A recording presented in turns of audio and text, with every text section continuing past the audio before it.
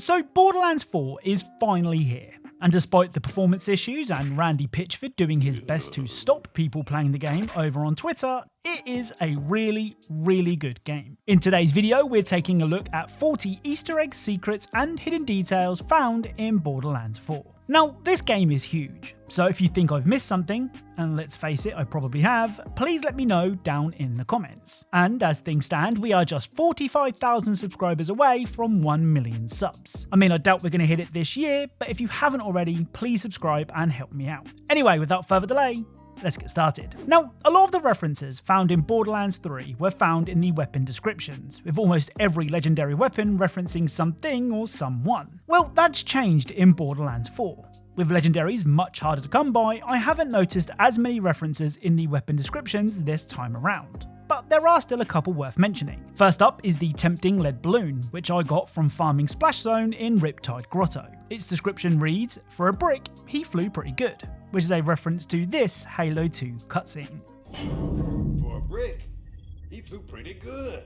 Next up is the cold shoulder assault rifle, which you can get for giving Moxxi your big tip.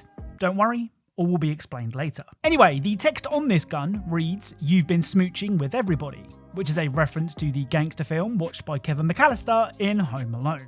Don't give me that. You've been smooching with everybody. Up next is the noisy cricket pistol, which I found when farming Sydney Pointy Legs. Again, more on him later. This pistol has a red text that reads, "Feel like I'm gonna break this damn thing," which is a reference to this scene from Men in Black. Feel like I'm gonna break this damn thing. The similarities between the Men in Black gun and the Borderlands gun don't end there. When you fire the noisy cricket, it will push your Vault Hunter back, just like the same gun does in the movie. Get down! Now, movie references aren't just confined to weapon descriptions, and this next movie nod is very, very easy to miss. During the No Place Like Home side quest, you have to clear out a bunch of order troops to find a keycard. After dealing with the jerk holding the keycard, their words, not mine, you'll probably pick it up and be on your way. Well, if you stop and take a look at the keycard before picking it up, you can see that it says, "Oh my god, it even has a watermark," which is a reference to the famous business card scene from the Christian Bale movie American Psycho.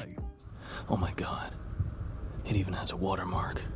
So from a super subtle movie reference to one that isn't so subtle. At this location on the map, you can find a whole bunch of warning signs making it pretty clear that you're not welcome. Well, if you ignore the signs and head on in, you can find this.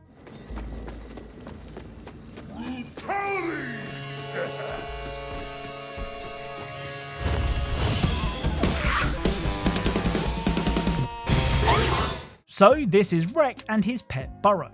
And if it wasn't already obvious, this is a reference to Shrek and Donkey from Shrek. Now, at first I was confused, because this big green lump is quite clearly meant to be Shrek, but I didn't know why Donkey was called Burrow. After posting this Easter egg on TikTok, I was soon informed that burrow is the Spanish word for donkey, which makes sense. The next movie reference can be found at this location on the map.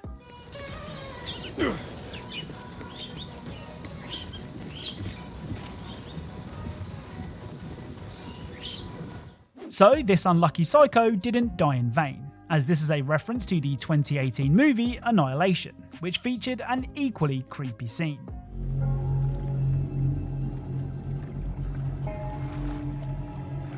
The next movie reference is potentially debatable, so I'd love to know what you all think. Allow me to introduce you to Sydney Pointy Legs.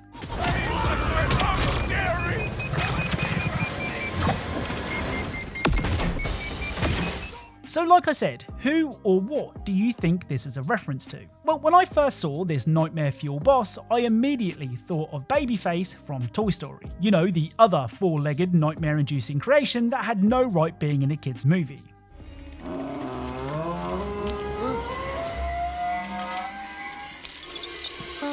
Now, not only do they look pretty similar, but the name of the Borderlands creature is Sydney Pointy Legs, and the person that created Babyface in the Toy Story movies was the evil Sid.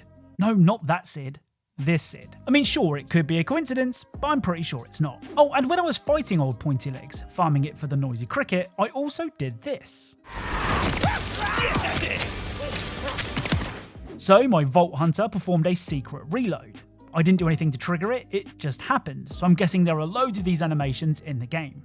Let me know if you've seen any yourself. The final movie reference is a small one, but one that I had to mention.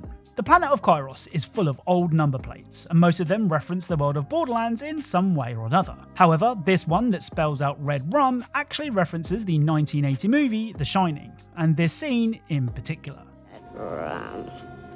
Red Rum. Okay, so let's take a break from movie and pop culture references, and instead let's take a look at some of the Borderlands referencing Easter eggs in Borderlands 4. Now, Claptrap is like Marmite. You either love him or hate him, but you can't deny that he's a big part of the Borderlands series. I mean, sure, his voice is like nails on a chalkboard, but at least you can turn him down using the Claptrap slider in the settings. Though, in typical Claptrap fashion, he doesn't go quietly.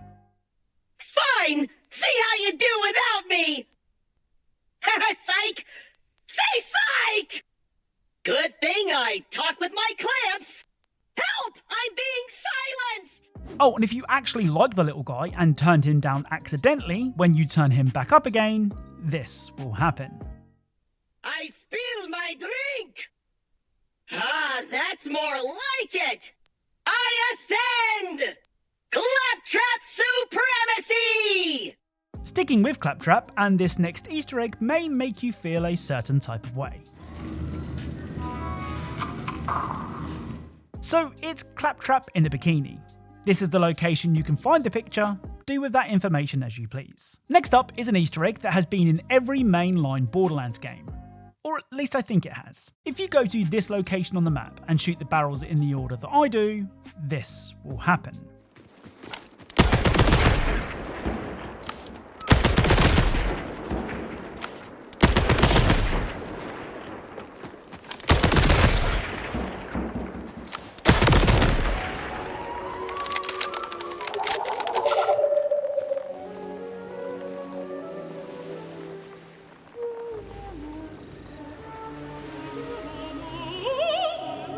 So I had to cut this short because the music is actually copyrighted, but this is the Tannis on a fish Easter egg that has appeared in other Borderlands games. Like I said, I'm pretty sure it's in every mainline Borderlands game, and to be honest, I'm not 100% sure why. Now, Borderlands the pre-sequel introduced us to Dunks Watson. Dunks wanted to perform the ultimate slam dunk, though I don't think he took into account the low gravity and ended up floating into space, never to be seen again. Basketball!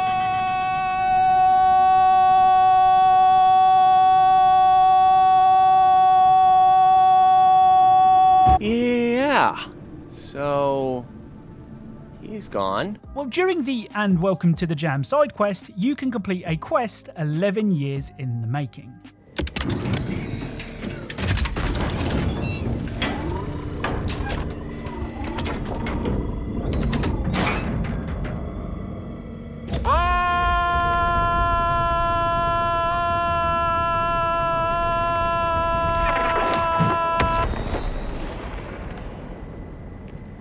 Boom shakalaka. So a whole 11 years after the pre-sequel released and Dunks made his jump, he finally lands right here on Kairos. I mean, to be honest, it's pretty anticlimactic, as not long after he arrives, he disappears again, but at least we now know what happened to him. Speaking of returning characters, many of you will be pleased to know that Moxxi is back in Borderlands 4. At Moxxi's bar, you can find a tip jar, and you can tip Moxxi as much as you want. And why wouldn't you when she says things like this? Tips are always appreciated, sugar. Stick it in and see what happens. Well, if you keep giving Moxxi your big tip, eventually this will happen.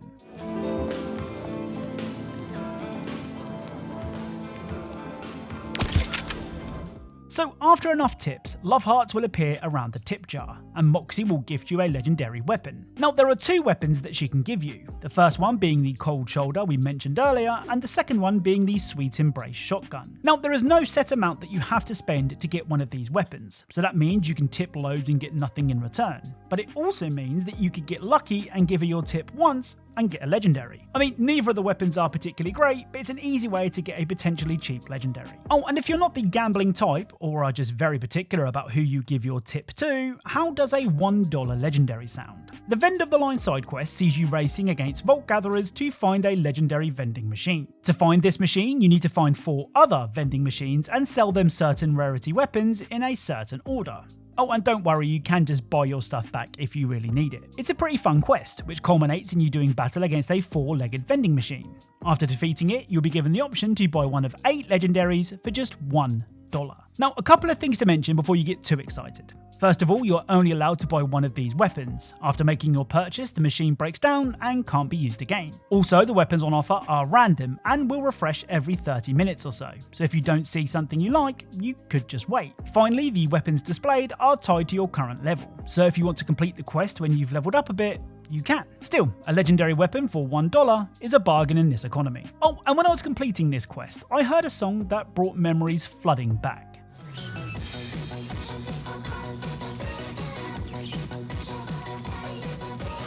So the song playing from the jukebox is the mainframe song from the Claptastic Voyage DLC for Borderlands the pre-sequel. Good luck getting that out of your head. Now, someone who wouldn't be happy selling legendary weapons for $1 is Marcus Kincaid. The arms dealer is a series favourite and even made a trip to Kairos. Well, sort of. At several different locations on the map, you can find these.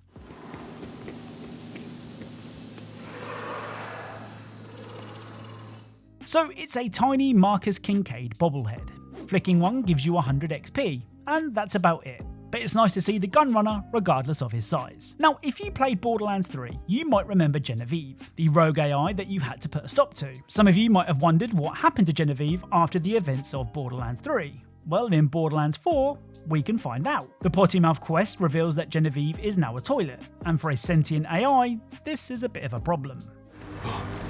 See, cutie? I could tell you stories about these assholes. And the townsfolk, too. Now, obviously, Genevieve isn't happy with her new line of work and asks you for help. And you know just the man for the job. But first, you need to use the clap signal.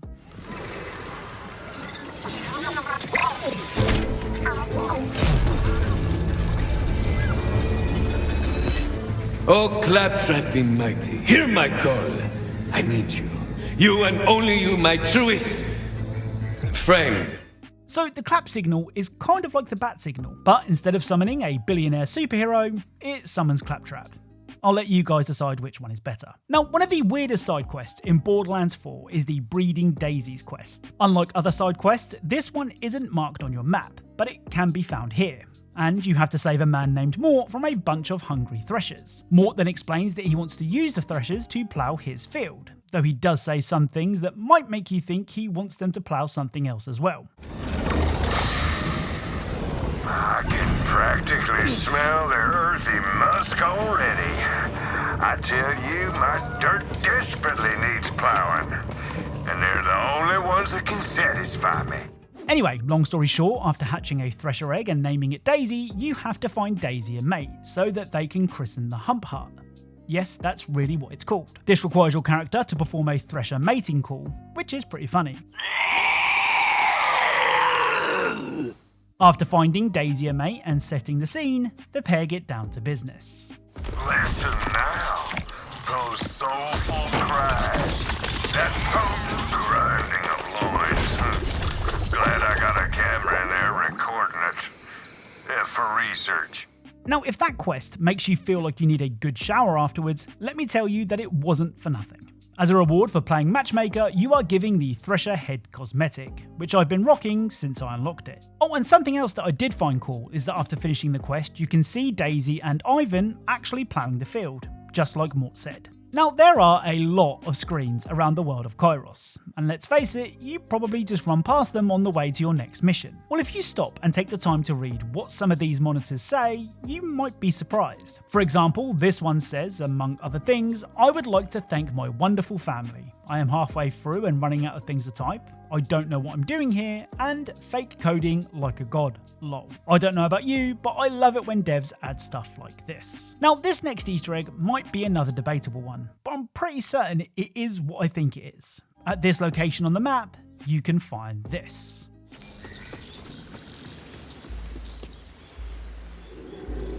So it's a toilet with one hell of a view.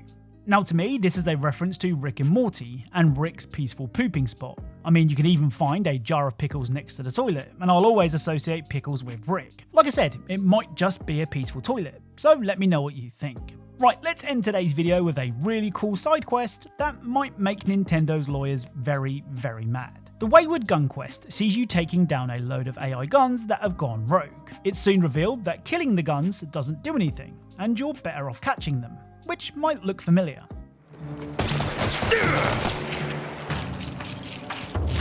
Now you might be wondering, do you have to catch them all? Well, not quite. So what's the minimum of these I need to catch? Gotta catch them in their entirety. So if it wasn't already obvious, this side quest is a reference to Pokemon, and it comes right after Nintendo filed a patent about summoning things to do battle. Granted, the guns that you catch can't be used to fight, but that probably won't stop Nintendo's lawyers getting itchy trigger fingers. Anyway, what would Pokemon be without Team Rocket? Well, in Borderlands 4, you don't have Jesse and James from Team Rocket, but you do have Josie and Jake from Bomb Squad. The pain zone is close, and it's a double dose. Spreading hatred and fear, and getting all the best gear. It's a really cool Easter egg. I just hope that Nintendo's lawyers haven't noticed. So that's it. If you enjoyed this video, then a like is really appreciated. If you are a fan of Easter eggs and secrets in games, then perhaps consider subscribing, as that's what this channel is all about. If you think I've missed anything, then please let me know down in the comments and I'll be sure to take a look. YouTube seems to think that you'll enjoy the video on screen now, so give that a look. And as always, thank you all for watching, and I'll speak to you all soon.